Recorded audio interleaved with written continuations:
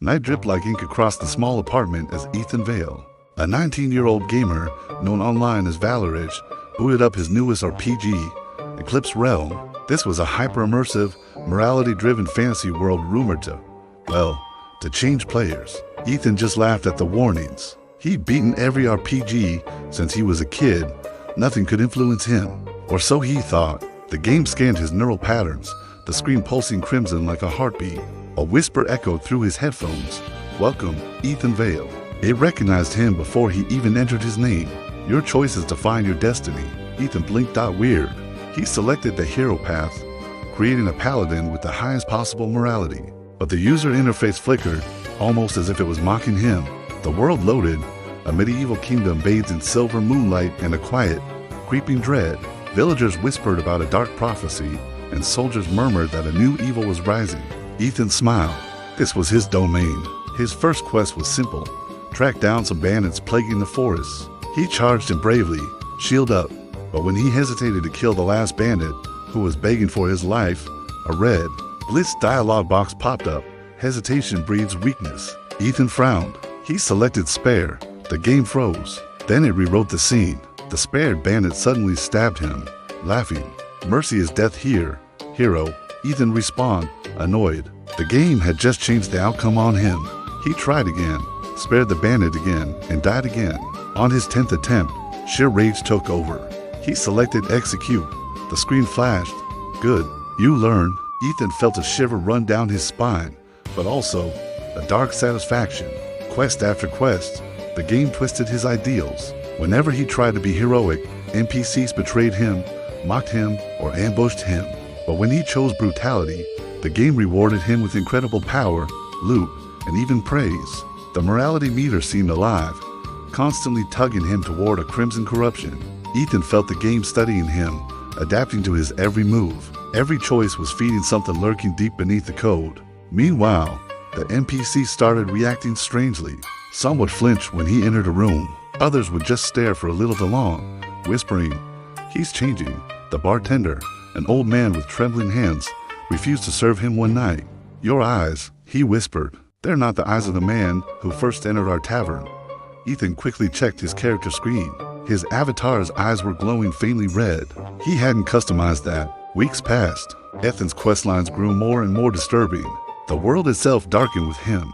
Forests wilted, skies dimmed, and the music became hollow and unsettling. He noticed that the hero path quests had vanished entirely, replaced by new ones. The ascension of shadow, corrupt the light bearers, sever the wings of hope. He didn't remember unlocking these, but a part of him, the part that was tired of forced heroism and life's constant disappointments, felt drawn to them. The villagers began to fear him. Children hid under tables. Guards lowered their eyes as he passed. Once, he overheard an NPC whisper, "He's becoming the prophecy's monster." Ethan felt a strange, forbidden thrill at that. Why does this feel so good? He wondered, but he didn't stop. One night, while exploring the abandoned Cathedral of Dawns, the game spawned a new figure, a robed oracle NPC with silver eyes. She spoke slowly, her voice echoing in the empty hall. "You were meant to save us, but the realm sees your truth." Ethan frowned. What truth?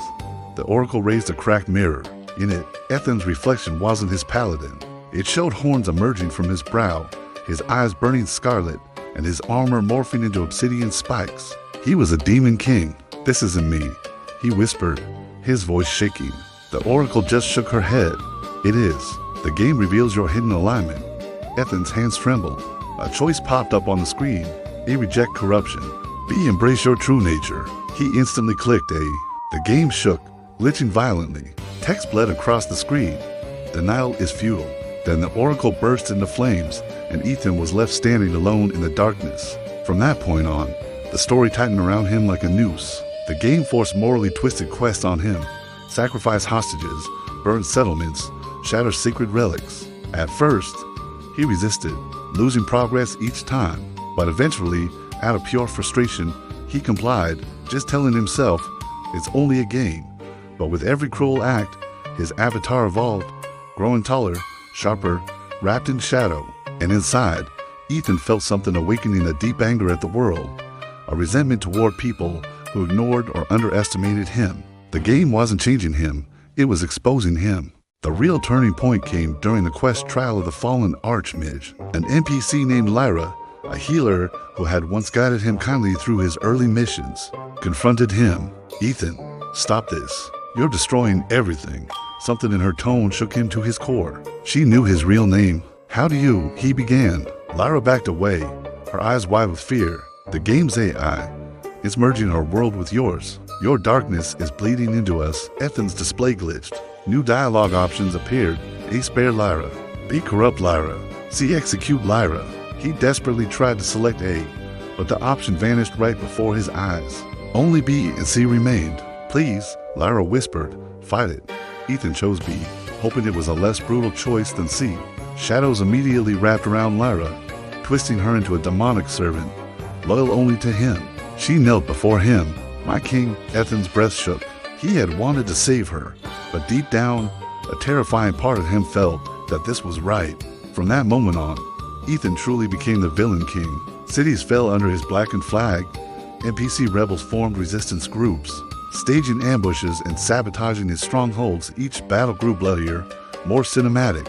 As his demonic powers warped reality itself, he twisted soldiers into monstrous lieutenants and corrupted mages into his own dark prophets. His kingdom expanded across the digital world, but with conquest came consequence.